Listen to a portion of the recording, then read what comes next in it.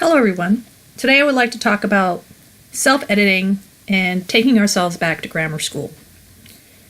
For me, it had been quite a long time since I had to edit a long document when I wrote my book. So I had to go back and review all the rules, and I had developed several bad habits over time. In particular, I have trouble with but. I often put a comma in where there isn't needed, or I leave one out when I should. I sometimes do it with and, but I rarely do it for or yet. Occasionally I do it for so. So we need a comma when we are combining two independent clauses together, connected by one of the coordinating conjunctions. The FANBOYS, for, and, nor, but, or, yet, and so. And I found that I was forgetting that. So when I am self-editing, I specifically look for those as one of the first things. Now, over time, I've gotten a little bit better at it, but I do forget, especially when I'm going back and changing things, and I forget to put in commas, or I have leftover commas because I took something out.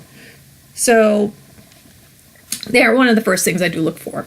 So here's an example if you need a refresher. So I have this sentence here: I ate the bread and drank tea.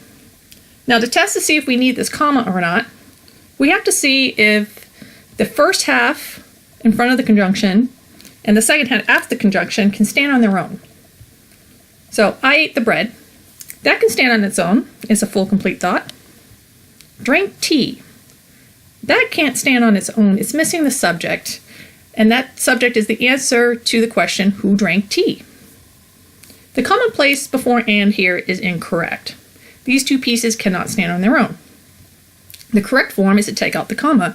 I ate the bread and drank tea. However, if you wanted to, you can put in a comma and provide a subject, and now that would also be correct. Or you can put another pronoun. That would also be correct, depending on what it was that you were trying to convey. Here's another example. The boy ran away from the territorial goose, and he fell into the pond. Now here's our conjunction, one of our FANBOYS, and let's see if we need a comma here or not. So look at the sentence in front of the conjunction and the piece after. So here we have the boy ran away from the territorial goose. That can stand on its own as a complete thought. He fell into the pond. That can also stand alone by itself as a complete thought. Therefore, these are two independent clauses, and they must be connected by the conjunction, but it requires a comma. So we have two options. We can have the option A, the boy ran away from the territorial goose, comma, and he fell into the pond. Or we can remove the pronoun he and take out the comma. The boy ran away from the territorial goose and fell into the pond. Both are perfectly acceptable. Watch out for comma splices, which are much harder to spot because they are missing the conjunction, and it's harder to search for those. A comma splice occurs when we have two independent clauses, and we have connected them by a comma, but we have forgotten the conjunction. For example, the boy ran away from the territorial goose, comma, he fell into the pond. We need a conjunction here to make this correct. Now, if you have a long document, it can be quite tedious to go through and read them or do them all at once. I like to do them one at a time. Of course, I edit as I go as much as possible, but when you get to the end of the document, you want to be a little bit more nitpicky. So I use a macro, but you can also use the feature find and replace. So if we go to your home and we go to replace, we can search for whatever conjunction or other word that we want that we know we have trouble with, whether they're repeat words or maybe it's effect versus affect, and we want to search for all those instances and fix them or check to be sure that we are using them properly. So we're going to find but, and we're going to search for the whole word. This ensures that we're not going to find but within other words. We just want the word but. But case doesn't matter. We may have started our sentences with but. So we're not going to match case. And we're going to replace it with itself. but we're also going to highlight it. So if this isn't showing, when you do find and replace, select more, and you'll have other options. Go down to Format and select Highlight. Oops, not up there. Let's take that out.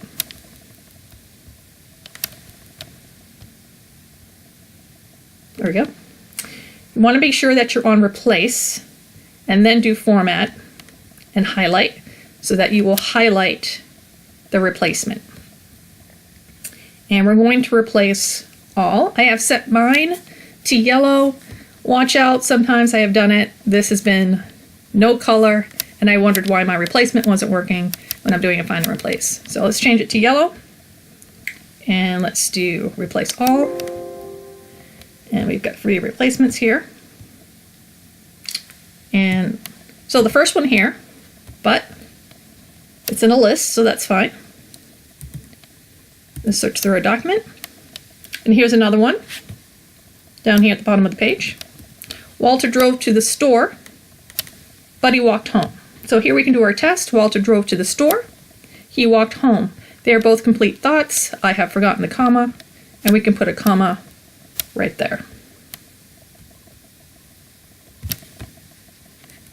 And we can continue through our document. And here's another one. Walter went to the bank, but forgot his wallet. Walter went to the bank, forgot his wallet. Walter went to the bank is a complete thought, forgot his wallet, cannot stand on its own, therefore this comma is incorrect. And I can fix that. And we can continue on in our document. You can also have a macro set so that you can do that automatically, especially if you're doing it all the time. Doing find and replace, it'll save you a few clicks. So what I do is I go to View, Macro, and I have a macro set up. And you can record your macro if you want to. I had one that I copied and pasted, and I adjusted it for my own use. I'm going to View Macro, and I have mine labeled Highlight Pesky Words. And I also have one highlight one pesky word. So this one will do multiple words for me. If I want to search for maybe look, see, feel, those words we tend to pepper our writing with, and I want to look those over and see if they're necessary or if I need to take them out. Or if I'm looking for just one thing at a time, just to focus my attention, I have a similar one set, but just for one. So you can go to Edit, and this one's very simple. I have it already set to search for the word but. There's only one in here. There's only one thing I need to change, and I believe I have adjusted it so that it highlights as green. You can change it any color you want: green, yellow, red, purple, pink. And I'm going to run this macro. Close this window. So here we go. I ran my macro, and it has highlighted the but with green. I go page down, it has highlighted the other two. I find that very convenient. I just need to go in and tell it change that. I could also search for all the fanboys all at the same time using the other macro that searches for multiple instances. But because I like the colors to be a little bit different, I like to focus my attention. I don't often do that for this sort of editing. I save that for common words that are just filler. In case you wanted to know, to generate the random text that I have here, you can just type equals lorem with the parentheses and press enter, and it will generate it for you. The default is 3 paragraphs with 3 lines of text. If you want to control the number of paragraphs in text if you're testing something, then the order is paragraph and lines. So lorem 1 inserts 1 paragraph with default 3 lines of text. Lorem 1010 produces 10 paragraphs with 10 lines of text. And it gives you the classic lorem ipsum text. If you want random readable text, then just use rand, parentheses, equals, rand, parentheses, and press enter. The default is 3 paragraphs with 3 lines of text. To control the number of paragraphs, it's the same thing. Paragraphs are first, lines are second. Put in the numbers that you want. For example here, let's say I want some more down here for my demonstration. Let's do 5 and 8. Hit enter. There you go. Random text. Very useful if you want to test out your macros, or you just need some filler text you need to fill in really quickly, and you can adjust it however you want. Really easy. I hope that you found this little tutorial for self-editing helpful today, and I will see you next time.